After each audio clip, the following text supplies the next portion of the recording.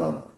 सुशील जी मेरे मित्र ही नहीं, कहा जाए कि उस परिवार से मेरा इतना लगाव रहा है, मैं भाई के नाते उस परिवार का रहा हूं उनके। मैंने आज अपने एक ऐसे भाई को खोया जिसकी व्याख्या नहीं, एक ऐसा भाई जो सचमुच में मेरे मित्र भी थे, मुझे सलाह भी देते थे, मुझे जो कुछ भी होता है कभी मैं डांट भी देता था उनको तो वो बुरा नहीं मानते थे। कभी मैं ये सोच भी नहीं सकता था ये बुरा दिन मुझे देखना पड़ेगा। सुशील जी सचमुच बहुत ही ऐसे विनम्र व्यक्ति, बराबर नम्रता कुट कुट कर भरी थी।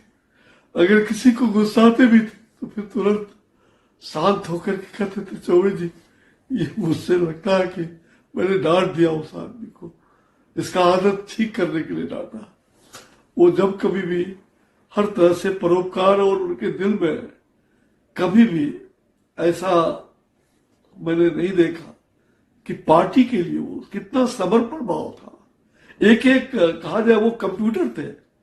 मुझे याद है राजेंद्र नगर में जब वो कंप्यूटर का ट्रेनिंग का वो सीख, मतलब उन्होंने संस्थान खोला हमारे एक निजी संबंधी के घर, और उस समय से मैंने देखा है कि वो कंप्यूटर की तरह सीखा भी उन्होंने, और कंप्यूटर की तरह वो पहले से भी थे, और आज तो एक एक डाटा उनको याद रहता था।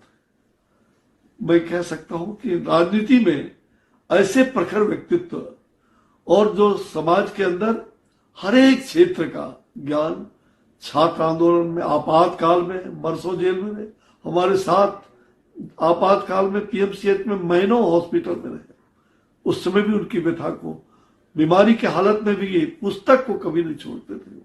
मैंने आज अपने एक ऐसे भाई को खोया जिसकी व्याख्या नहीं, एक ऐसा भाई जो सचमुच में मेरे मित्र भी थे, मुझे सलाह भी देते थे, मुझे जो कुछ भी होता है कभी मैं डांट भी देता था उनको तो वो बुरा नहीं मानते थे।